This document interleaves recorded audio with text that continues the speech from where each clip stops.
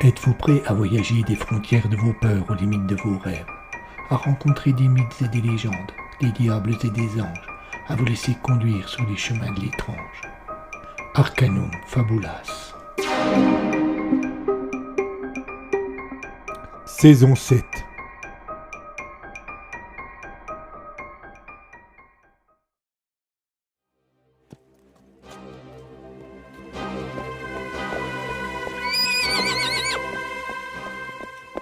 Ce village nous semblait la proie idéale.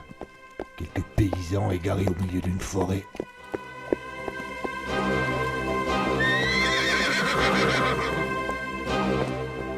Après avoir passé le printemps et l'été à piller, après avoir défait les armées du roi à l'automne, nous aspirions à nous reposer au cours de l'hiver.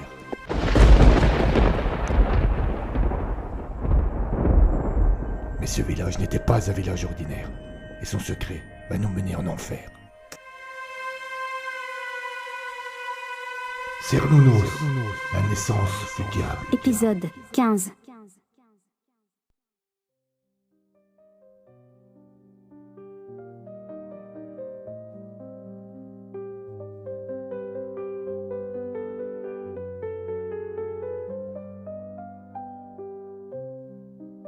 Étrange spectacle que cette large tache noire et encore chaude au milieu de cette neige blanche et froide.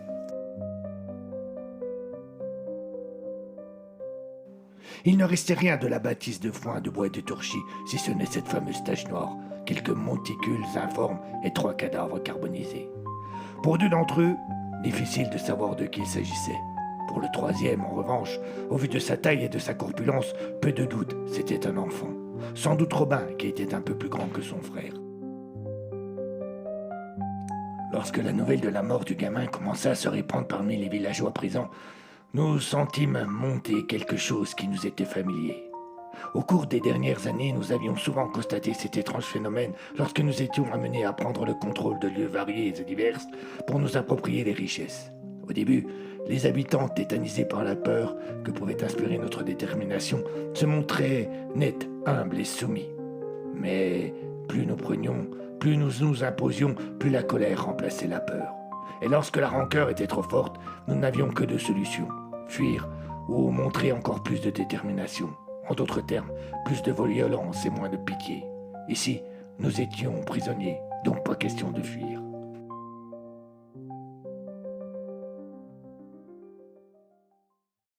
Je retourne à la ferme, déclarai-je à ceux de nos compagnons présents. Faites rentrer ces gens chez eux et n'hésitez pas à recourir à la force si nécessaire. Je vous envoie des renforts.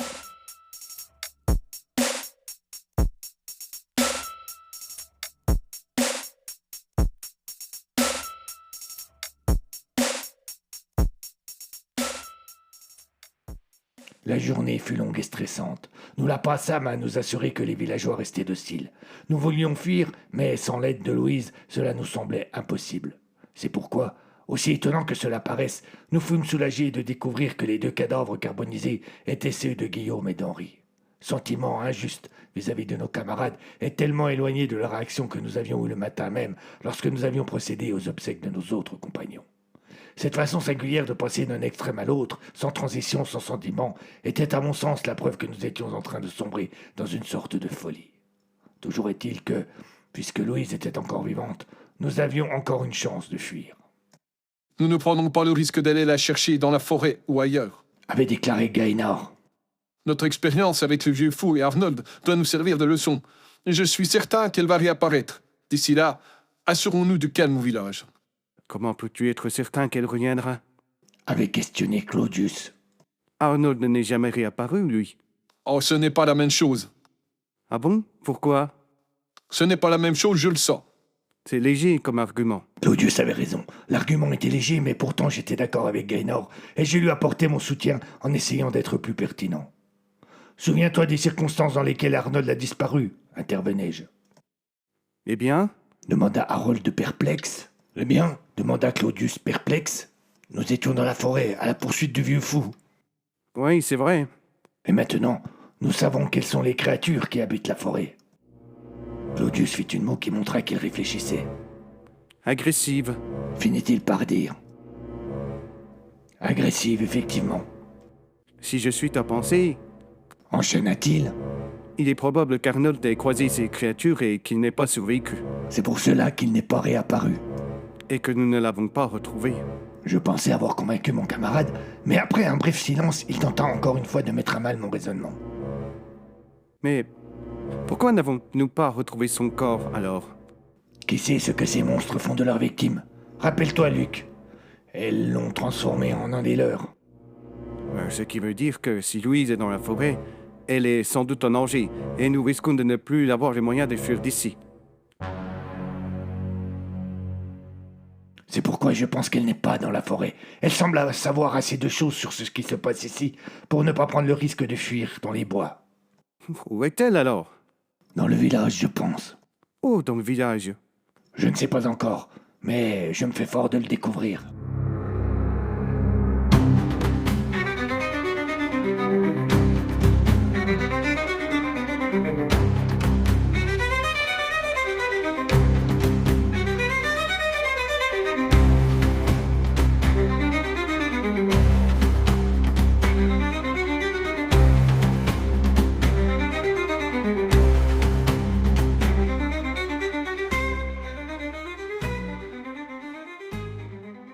Avais-je été présomptueux en affirmant que je trouverais Louise?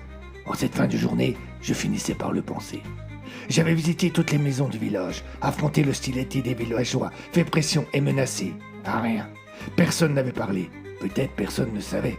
Je commençais moi-même à douter de mon intuition. Il me restait la grange commune à visiter, et je m'y rendis donc avec 3 compagnons.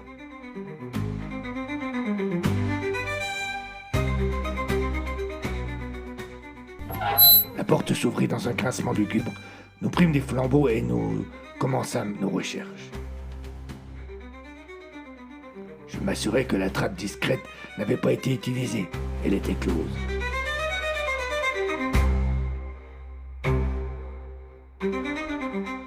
L'un de mes camarades revint vers moi. Arthur, il n'y a personne ici. Joasla, partons. C'est avec le même bruit que la porte se referma, et nous nous retrouvâmes penauds devant la grange. 3 flocons de neige vinrent me refroidir la tête, et je pestais. Il était impossible d'imaginer passer une nuit de plus ici. Quelle créature allait encore nous attaquer? Quel démon devrions-nous affronter? Qui perdrait la vie?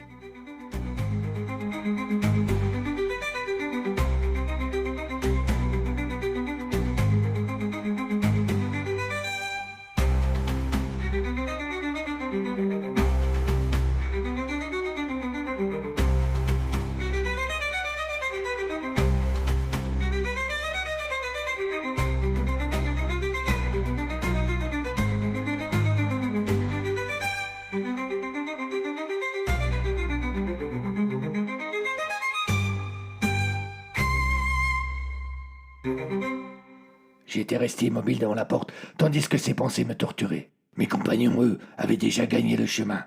L'un des deux se retourna. « Qu'est-ce que tu fais, Arthur? Tu viens ?»« J'arrive. Un pas, 2 pas, et un bruit derrière moi, un léger claquement, comme si quelque chose dans la grange venait de tomber au sol. Je me suis immobilisé et j'ai tendu l'oreille. Plus rien. Avais-je rêvé? De nouveau, mes camarades qui avaient continué à avancer m'interpellèrent. « Oh, tu dors ?» « Non, me voilà, répondis-je. Mais au lieu de me diriger vers eux, je leur fis un signe discret pour qu'ils me rejoignent. Ils hésitèrent un court instant. Sans doute n'étaient-ils pas certains de comprendre ce que j'attendais d'eux, et ils firent demi-tour. « Que se passe-t-il » cria l'un d'eux. Je levai les mains au ciel et tentai par une gestuelle approximative de lui faire comprendre qu'il ne devait pas faire de bruit. Il haussa les épaules, et enfin, tous comprirent.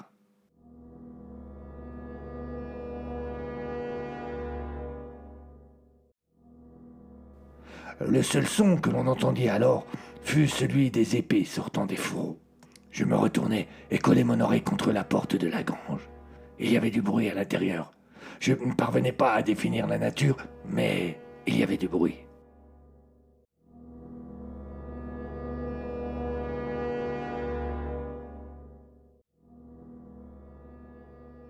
Quand mes compagnons me rejoignent, d'un geste brusque et rapide, nous poussâmes l'un des deux battants qui s'ouvrit si vite qu'il n'eut même pas le temps de grincer.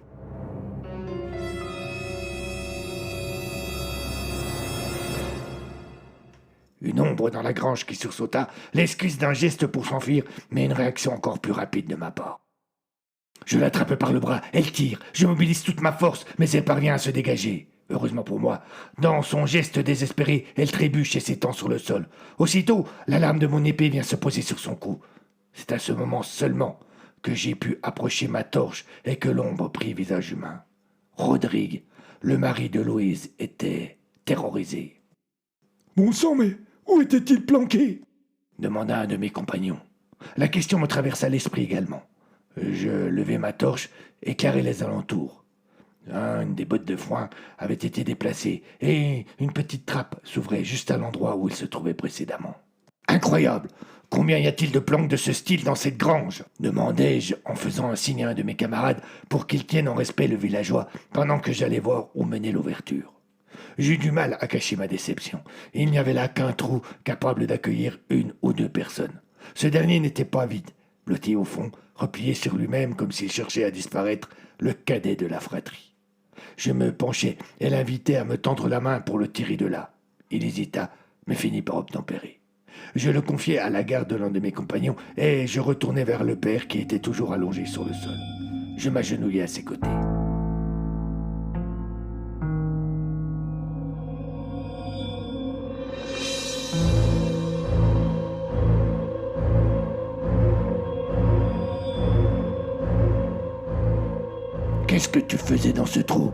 lui demandai-je sans la moindre agressivité. Je me cachais. Je vois. Et ta femme, elle est où ? Son visage se ferma et il me jeta un regard suppliant. Il va sans dire que cette réponse ne me satisfaisait pas.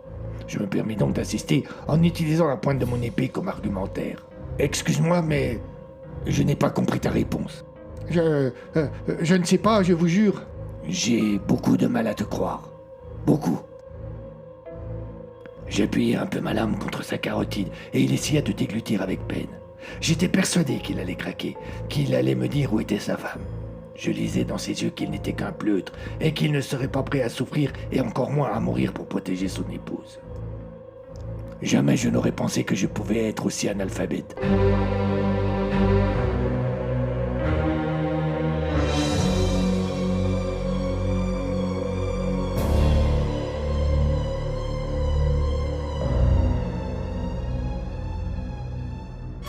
Alors que je m'y attendais pas le moins du monde, il attrapa la lame de mon épée à pleine main et évidemment il se coupa.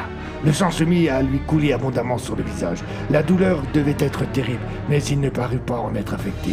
Nos regards se croisèrent et le sien avait complètement changé. Il paraissait me dire « Tu vas voir ce que tu vas voir ». D'un geste rapide et brutal, il enfonça lui-même la pointe de son arme dans sa carotide. Je vis alors la ville abandonnée en un instant.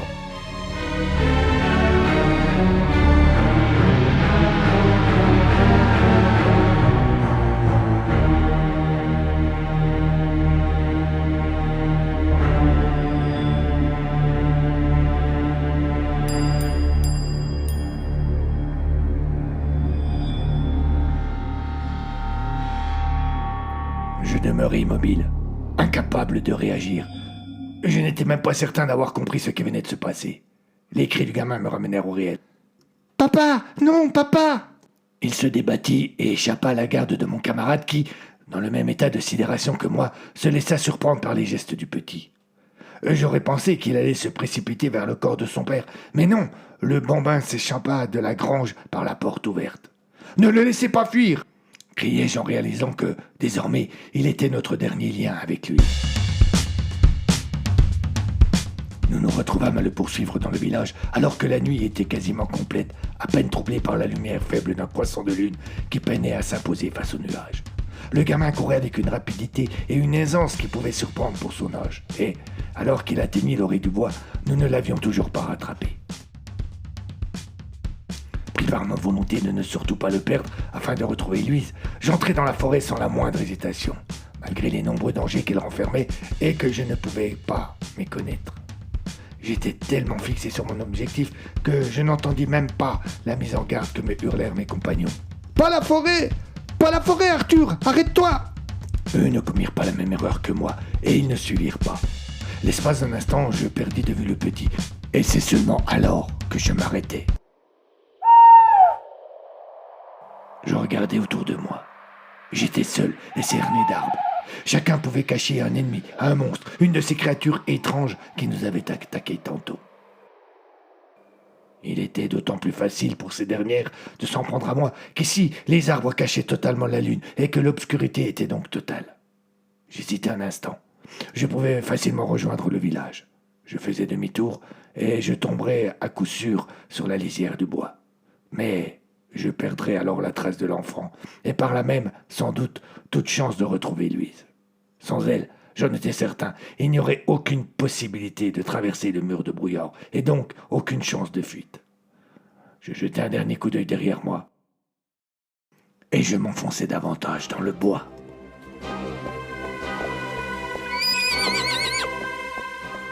Mais ce village n'était pas un village ordinaire, et son secret va nous mener en enfer. Cernunnos, la naissance du diable.